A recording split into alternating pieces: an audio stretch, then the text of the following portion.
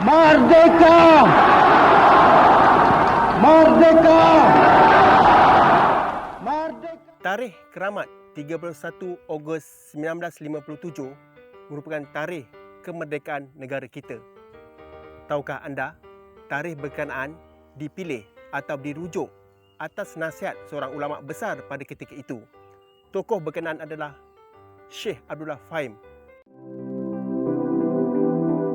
Penetapan tarikh kemerdekaan negara kita merujuk kepada ilmuwan falak. Pada ketika itu, bapa kemerdekaan Tunku Abdul Rahman Putra Al-Haj berpendapat dan mempunyai firasat agar tarikh yang baik dapat dipilih bagi kemerdekaan tanah Melayu. Beliau telah meminta nasihat dan pandangan mengenai pilihan tarikh kemerdekaan daripada seorang tokoh di dalam bidang ilmu falak. Tokoh berkenaan adalah Syekh Abdullah Fahim, iaitu Mufti Negeri Pulau Pinang pada ketika itu, dan beliau merupakan datuk kepada Perdana Menteri kita yang kelima, iaitu Tun Abdullah bin Haji Ahmad Badawi. Syekh Abdullah Fahim telah menyebut bahawa hari Sabtu, iaitu 31 Ogos 1957, merupakan tarikh yang baik untuk pengisytiharan kemerdekaan tanah Melayu. Jika tidak memilih tarikh berkenaan, iaitu 31 Ogos 1957, maka pada tarikh atau tahun berikutnya adalah tidak bersesuaian dan perlu tunggu sehingga Jumaat 31 Ogos 1962, iaitu 5 tahun selepas itu. Alhamdulillah, ilham tarikh berkenaan telah dimakbulkan dan pada 20 Februari 1956 di Padang Pahlawan, Bandar Hilir, Melaka, telah diisytiharkan oleh Tunku Abdul Rahman bahawa tarikh kemerdekaan tanah Melayu adalah pada 31 Ogos 1957. Mengambil kira hakikat ini atas ilham pemilihan tarikh kemerdekaan yang dibuat oleh Syekh Abdullah Fahim, tentu ada sebab yang berpatutan yang mendorong tarikh keramat 31 Ogos 1957 ini dipilih. Keistimewaannya mungkin daripada kedudukan buruj-buruj bintang yang boleh kelihatan pada waktu maghrib sempena detik kemerdekaan negara 1957. Terdapat banyak rujukan buku atau naskah yang menceritakan akan kehebatan Syekh Abdullah Fahim ini. Antaranya adalah dalam buku Fiqhul Malayu, Sejarah Islam ala Melayu, yang ada mengisahkan peranan ulama dalam bidang ilmu falak, di mana ia juga menceritakan bukti kepintaran Syekh Abdullah Fahim dalam ilmu falak bagi menetapkan tarikh kemerdekaan tanah Melayu. Manakala berikut merupakan antara pelbagai buku-buku atau naskah yang mengisahkan akan ulama ini.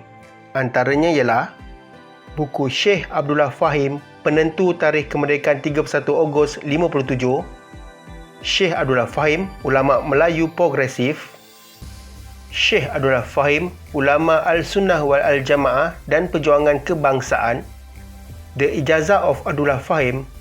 Terdapat juga info berkenaan penetapan tarikh kemerdekaan daripada Syekh Abdullah Fahim di dalam buku teks sejarah tingkatan 4, dan ada pelbagai lagi naskah buku-buku yang berkaitan atau yang menceritakan tentang Syekh Abdullah Fahim ini. Manakala dalam penghasilan video ini, rujukan utama saya adalah berdasarkan penulisan Warisan Falak Syekh Abdullah Fahim yang ditulis oleh sahabat saya, iaitu saudara Nur Azam bin Mat Nur, iaitu seorang penyelidik astronomi bebas yang berasal daripada Kedah, dan beliau juga merupakan ahli jawatankuasa falak negeri Pulau Pinang. Berikut merupakan latar belakang ringkas Syekh Abdullah Fahim, di mana nama sebenar beliau adalah Abdullah bin Ibrahim.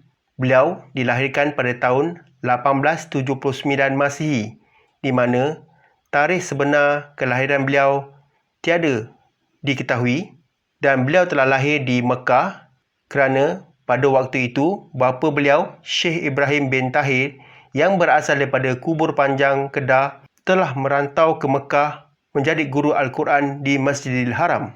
Beliau telah memegang jawatan sebagai Mufti Pulau Pinang dari tahun 1959 hingga 1961, dan beliau telah meninggal dunia pada usia 92 tahun, iaitu pada tarikh 27 April 1961 Masihi. Semoga Allah Ta'ala merahmati beliau dan ditempatkan bersama-sama awliya dan syuhada di jannah. Amin. Syekh Abdullah Fahim merupakan ilmuwan falak yang hebat. Terdapat beberapa sumbangan ataupun warisan yang ditinggalkan berkaitan dengan bidang falak. Antaranya adalah jadual takwim waktu solat. Ia telah menghasilkan jadual waktu solat yang boleh dirujuk sepanjang tahun. Kedua, penentuan arah kiblat dan waktu solat dengan jam zawal, iaitu ia telah menentukan arah kiblat bagi beberapa negeri seperti negeri Selangor, Perak, Kelantan, Terengganu, Kemboja, Siam, Singapura, Pahang, Johor dan Melaka. Seterusnya yang ketiga, sumbangan beliau iaitu buku bersanad penentuan arah kiblat di mana rajah yang dilukis iaitu panduan arah kiblat untuk rujukan pelajar dan guru-guru sekitar tahun 1960-an.